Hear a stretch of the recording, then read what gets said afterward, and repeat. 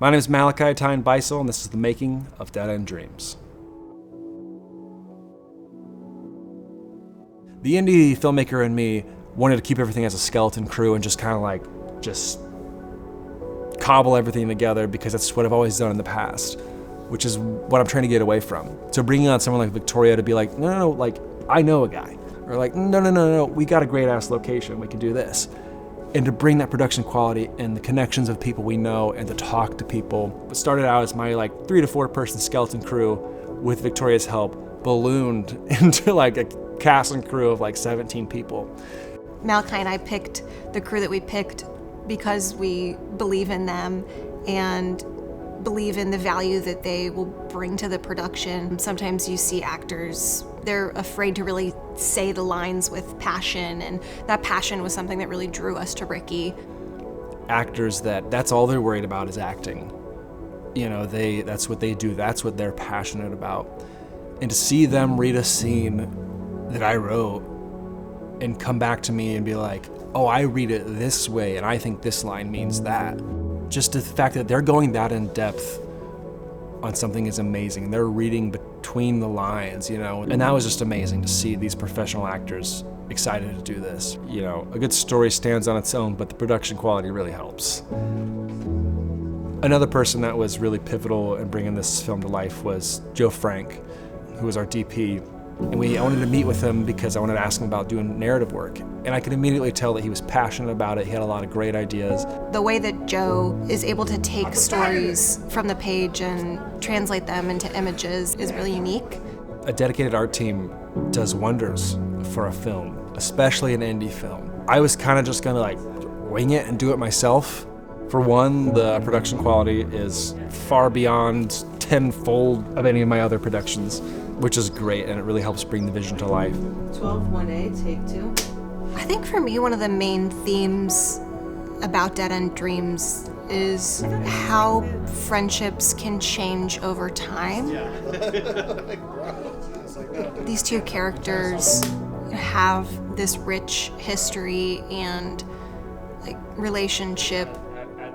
It's hinted at that, you know, they maybe were really close at one point in time, but they're wounded now.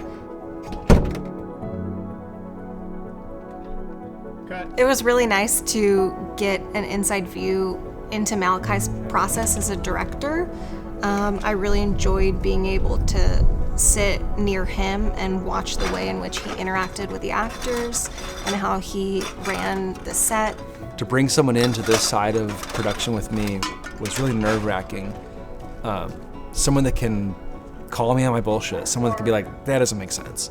Someone that can be like, we don't need that, you know, in a productive, in a constructively critical mindset. And that was Victoria Breton. Roll camera. Camera speed. Ready, and boom up. Action. There is a scene where the characters have a fight with one another. Sev is acting and Fenner's filming it. He's trying to portray a character, but really it's about their relationship. And Fenner knows this, and he's hurt. In that particular instance, in this pivotal scene, moving it from inside to outside really helped add another layer and depth onto this argument that these characters were having. Right off the bat, Sev comes off as he's got a big ego, he's boisterous, he's selfish, narcissistic. You know, there's the ground and the sky, but we all meet in the middle, whatever that means. Not that this is some big, you know, life lesson movie, but it's just to make you inquire, to make you think about your life, maybe the past people you talk to, your past friends. Who do you resent? Why do you resent them?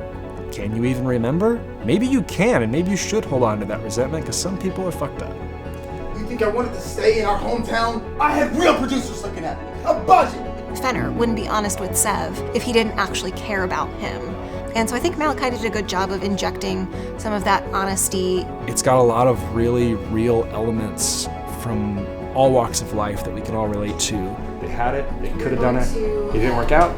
You may find yourself struggling to empathize with Sev at first, but I think and I hope by the end you realize that you are empathizing with him.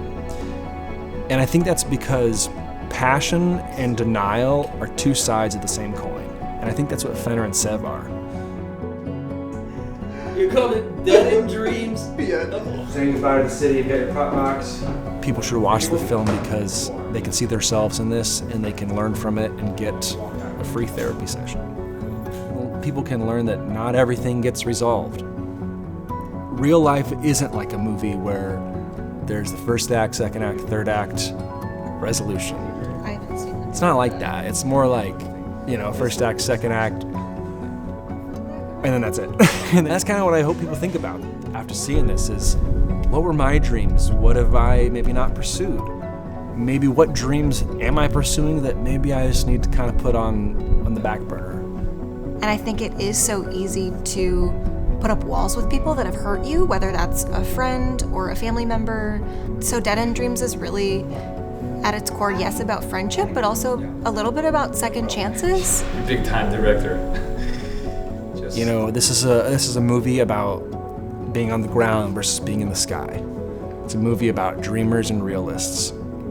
Sometimes you gotta give up reality to pursue your dreams, but also, sometimes you gotta give up your dreams to face reality. That should be the tagline. Someone write that down. That's a wrap. Perfect job. Behind the scenes of Dead End Dreams, I'm here with our producer and a lot of the cast here. What can I say? Hollywood, right?